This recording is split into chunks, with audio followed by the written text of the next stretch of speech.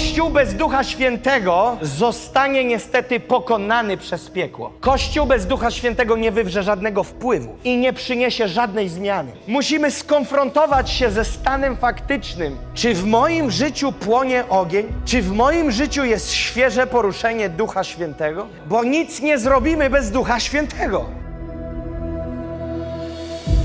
My budeme strávit s Bohem svých 5 minut ráno. A to bude naše modlitba celodenní.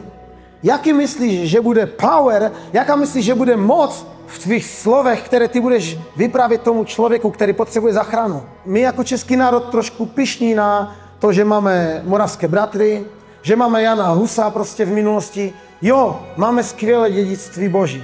Máme velikány, které byli v našem národě. Oni měli místo ve svojí době. Oni udělali maxa. Byli tu velikáni. Já věřím tomu, že musí postat noví takoví, kteří budou kráčet v té moci, aby zneutralizovali moc ďábla v tomto národě, v těchto časech. Amen. Jeśli dzisiaj Czechy będą naśladować Kościół, czy dojdą do Chrystusa? Czy jeżeli dzisiaj świat będzie podążał za Kościołem, czy doświadczy wolności? Czy jeśli świat pójdzie za tym, co mówi Kościół, doświadczy radości? Musimy odbudować ołtarz modlitwy w naszym duchu.